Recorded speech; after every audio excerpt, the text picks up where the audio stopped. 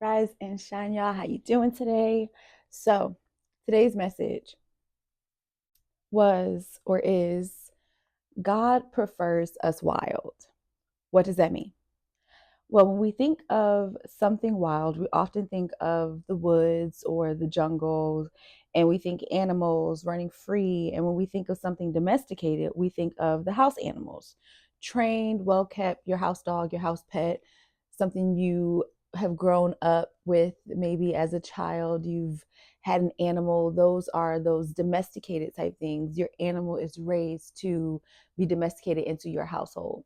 So in this case, God prefers us wild, which means unkept by the world and provided for by the provisions of the Word of God, operating in our divine nature versus the domestication of worldliness.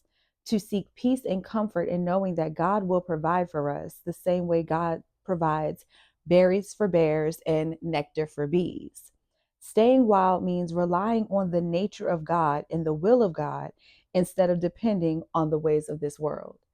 So when we think about being domesticated into the world, that is allowing worldliness to shape our perspective, to shape our habits, to shape our character, it overrides our divine nature. So when I say God prefers us wild, it means God prefers us to be operating in our divine nature, in our divinity, knowing that just like in nature, all things are provided for in order for the ecosystem of earth to continue to exist, in order for nature to continue to exist. All things depend on each other to exist, where we as divine beings must depend on our human nature and the nature of God in order for us to exist. We have to depend on the nature of the word in order for us to exist. If we allow the domestication of worldliness, our existence to rely on that, we are relying on the institutions that are made to oppress us. We are relying on systems that are designed to fail us. We are relying on a world that is designed to remove us from God and keep us from our divinity. So, the worst thing you can do for yourself is tame your nature, tame your divinity, tame your divine essence. God prefers you wild. God prefers you as your most authentic self. God prefers you in your most abundant energy, your most prosperous energy, in your natural existence is the way God prefers you. God made you that way for a reason. God made you purposefully. God made you intentionally.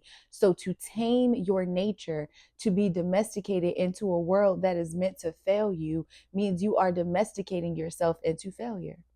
So stay wild. The only thing God requires of us is to overcome our lower natures, which are the things that we normally rely on to operate in the worldliness of the world. So overcome those lower desires for greed, envy, wrath, lust. Those things are worldly things, things that operate and are functioning in a world that, again, is designed for us to fail in. So go flourish in your wildness. You can find me where the wild things are, always, all days. I love you. I love God. I love me. And stay wild, y'all. Stay wild.